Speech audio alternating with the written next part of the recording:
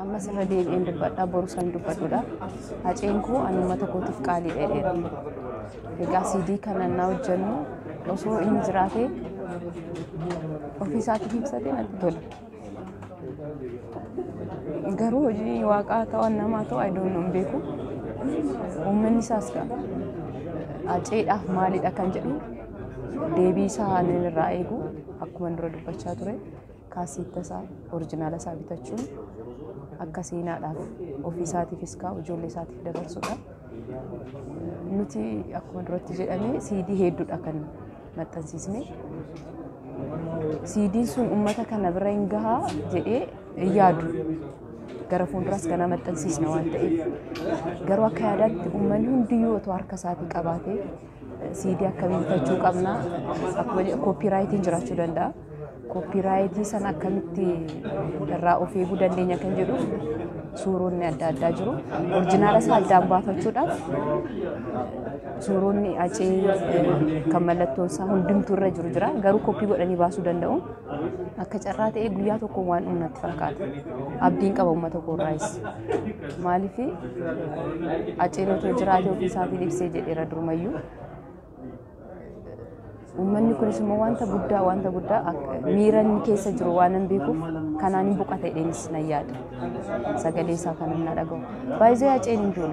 Warri du'e egaa isa ajjeesneedhanii warra taa'aa jiran ta'uu danda'a. Garuu haceen koo seenaan bara baraan isa kaasa. Kuma 300 hanga kuma 500ttidha. Uummata irratti immoo hundoofnee gaaffiin yoo dhufe itti fufuu dandeenya. Gaaffii kana uummata irraa eegnaa jechuudha. Yoomirraa eegalee argachuu danda'u? Gaafuma inni wareegame guyyaa inni wareegame sana irratti ni eebbifama. Yaadannoo waggaa tokkoffaa isaa irratti guyyaa sanarraa kaasee bareedu isaa gaafa 22 irraa kaasee bakka hundattuyyuu irraabsama jechuudha. Maal fa'a qaba sirbi kun? Sirbi yeroo tuffatamee beekaa keessa jira? Sirbi sun galatoomaa kan jedhudha. Sirbi hacee kaasetti sana keessatti lakkoofsa 14 qaba. Wantoota adda addaa karaa adda addaatiin ibsa. Waa'een jaalalaa jira, waa'een ilma namaa jira, waa'een maatiirree jira. Torban dhufu sagantaa qabdu. Maal sagantaa? Sagantaan torban dhufu lamadha. Tokko guyyaadhuma inni itti wareegame sana yaadachuudha. Inni guddaan immoo haceen eebkuu lubbuun jiru akkuma jedhame weelluuwwan adda addaa hojjeteera. Weelluuwwan sana osoo inni jiraatee uummataaf dhiyeeffatee natti tola dheera duras dubbadheera ammas irra deebiin dubbadha. Isa uummata biraan ga'uudha. Inni guddaan jechuudha keenya hawwiin keenya guddaan kaayyoon keenya guddaan kan inni dhiisee irraa darbe sana uummata isaa biraan ga'uudha jechuudha. Akkuma dura jedhee haceen hin duune hin du'usi hin jiraata bara baraan jiraata.